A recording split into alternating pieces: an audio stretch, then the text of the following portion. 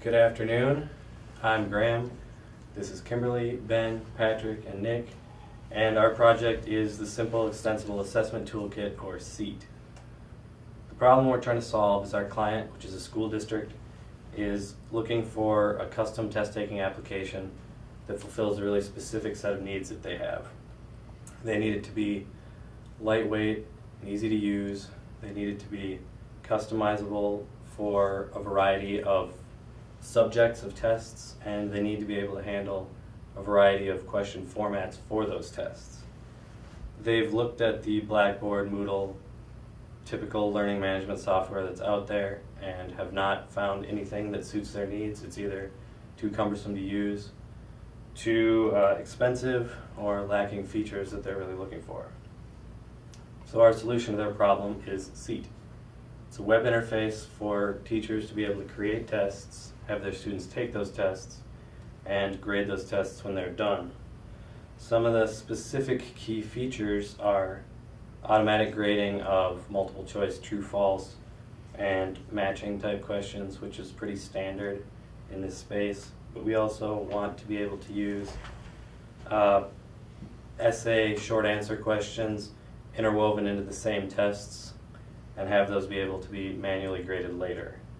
We're also planning to allow the randomization of the order of questions and tests to help prevent some of the more obvious cheating scenarios.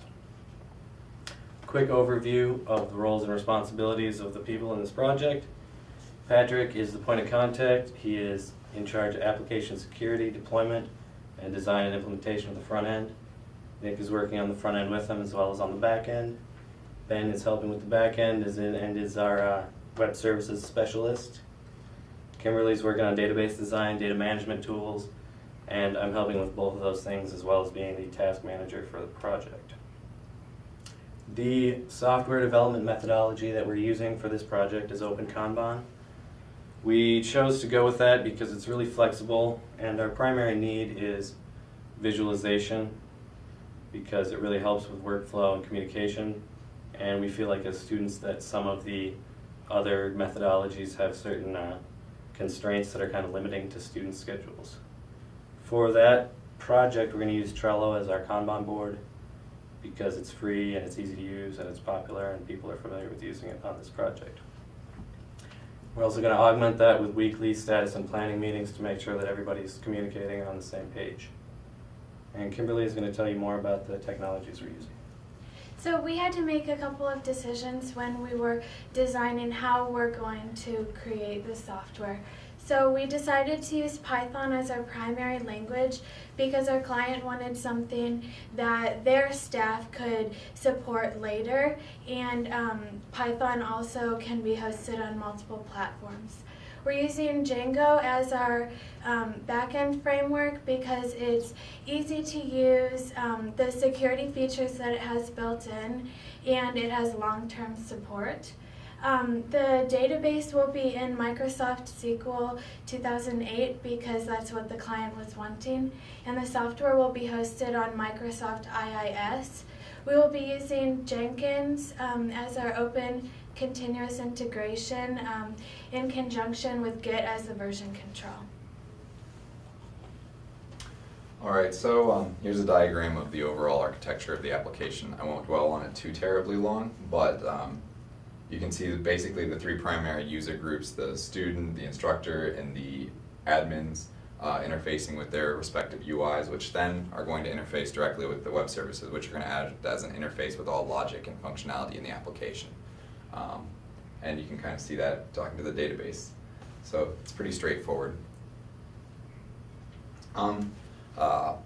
Talking about the services specifically, so as this app is pretty much completely driven by front-end UI and the experience that people have, but all the functionality that that UI provides will be brought to the front end by the services. So all that interaction will be done for the most part through AJAX calls as opposed to refreshing the page, reloading a whole bunch to make it a more seamless user experience. These are the functional categories that I would group the application out into, and the services that are going to be given is building, grading, deploying, so like when the teacher has already built the test but wants to provide a session that's going to end after so much time, or wants to give it to one student or a whole bunch of students, then the actual students, when they're doing the questions, saving them. And then the overall authentication, there's going to be an adapter built into the services that's going to control that. And then there could be potentially a sixth category that would break off, that is data collection, if we have any reporting services that we build for the client. The services are inherently stateful as opposed to what you normally hear about as REST APIs, because we have to have LDAP authentication. This is what the client uses. We could kind of build a REST client on top of that, but it makes sense in this case to use session to maintain authentication across the whole set of services. And the services are also stateful in that they talk to the database and will react differently based on the state of things in the database. So if a test is open or closed, the service will respond differently accordingly. But we'll try to retain as consistent a response for each service as possible. We're also going to use an ORM between the services and the database layer that'll just abstract out any database logic for our client, make it life easier. With regard to the expenses, you have upfront costs and you have continuous costs. For the upfront, you have teacher adoption. So all the teachers need to learn our system, and they also need to input the tests that they currently have into our system so that other students can take them. We estimate that to be around a little under $300,000 just for teacher adoption. You also have developer costs. So for 100 hours for each of us at $40 an hour would give $4,000 per developer. And for the continuous costs, you have about $500 a month for hardware, and that is because we're expecting at a maximum of 10,000 concurrent connections. That is due to the fact we have a potential of 20,000 users, but only about 75% of that will be adopting using our application. Onto the savings, the biggest one would be how much time the teacher is saving from grading tests automatically instead of manually. So the teacher can go through how many tests they have, the students they have, how many tests they take a year, and how much a teacher gets paid. And that will give you about $240,000 per quarter. And for the expenses, we have $300,000, and the savings is $240,000 per quarter, which means it pays itself off pretty quickly. And that covers it for the savings. And for the teacher usage, teachers should be able to create a test when they first log in.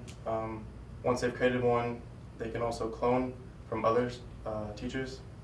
Once they have cloned them, they can modify them, distribute them to students as well in case teachers have similar tests to each other. And they can also create a token for the test that they have created.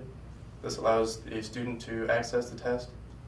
And lastly, they can view submissions once a student has actually submitted a test and automatically graded. The teacher can view the score that they got, and if it hasn't been fully automatically graded, the teacher will have the option to grade the test and finish that manual grading.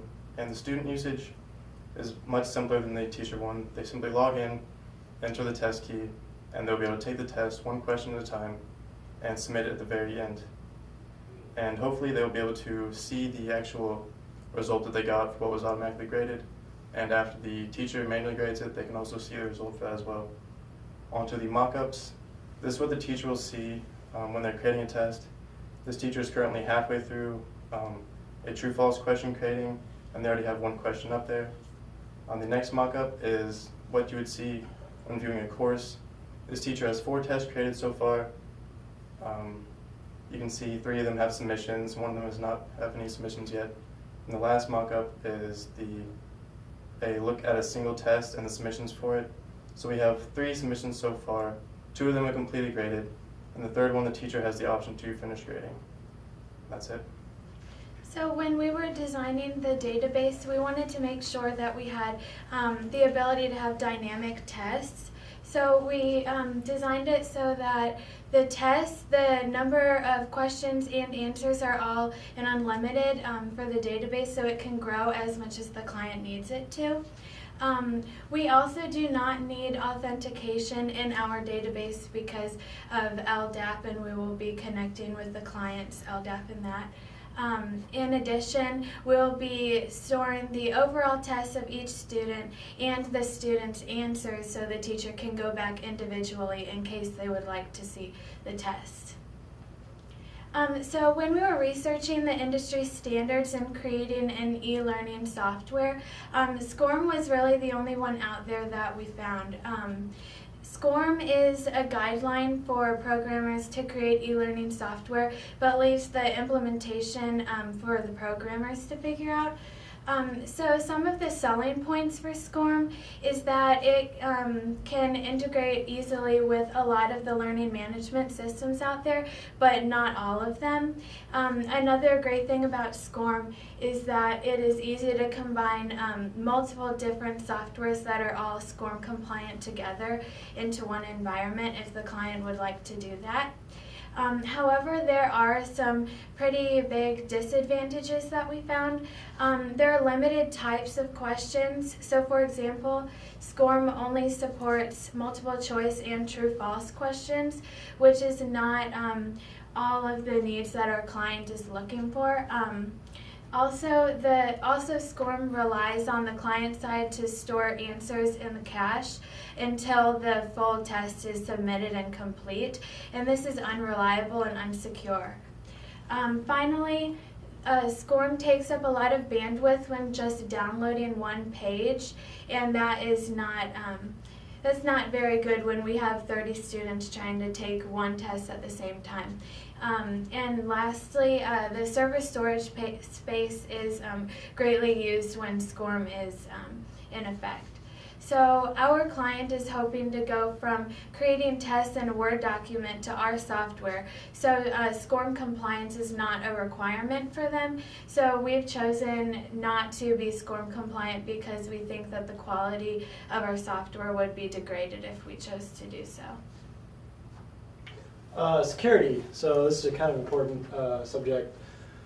We have a few roles that we will have, as been discussed earlier. We have the admin, the teacher, and the student. Students obviously are taking the tests, they are not creating them. So we need to ensure that they can't get into the teacher's area. Teachers are clearly making tests and grading students, and admins have the authority over the teachers where they can add or remove teachers from classes and things like that. So we need to ensure that everyone stays in the right pin. As far as application security, we want to protect against most web vulnerabilities like remote code injection, so cross-site scripting, SQL injection, things like that. Django provides a nice input sanitation for this, so we want to make sure that everything is validated on the server and not on the client. We will also prompt admins and teachers for all their actions. So if they want to submit grades or something like that, we need to make sure that some students not just screwing around with the teacher's application while she's getting coffee or something. We'll also keep logs for all users. This is to ensure if somebody does something bad, we can go back and actually look and see what happened. Test plan. This is for how we're actually going to be developing. So we want to do unit testing to ensure that our code is actually stable over time, and we don't want to break stuff. We will also be using continuous integration with Jenkins. So as part of the unit testing, when we push to our master branch on Git, we'll have a Jenkins server that pulls the code and runs it on a different environment than our dev environment, which is good because we can test in another environment, and hopefully we can actually get a target environment, so with the IIS and Microsoft SQL on there as well. Extensibility, so these are things we didn't include in here, but these are some ideas for things we could have done. We could extend question types, so we didn't choose to do math kind of questions, but they are very complicated to do because you have to create some kind of way to input math formulas and stuff like that. And no good tool for that exists at the moment. So we would have to roll our own, and that's well beyond the scope of this project. Music is another case, just like math, where if they want to be put notes on a staff or something, they would also need a front-end tool, which again, programming coding, now there's a lot of stuff that exists for that, but again, it would be time consuming to try and implement that. Another idea we had was analytics for teachers and admins. So maybe a teacher could apply a grade to a curve to a class and see what the grade distribution looks like then. They can also get stats on student performance and see where they were falling behind and stuff like that. And as far as actually making it extensible and accessible to other programmers, since we're handing this off, we're going to provide documentation for the programmers. So if they want to add a question type, what parts of the code do they need to know about to be able to do that? And that's that. Any questions for us?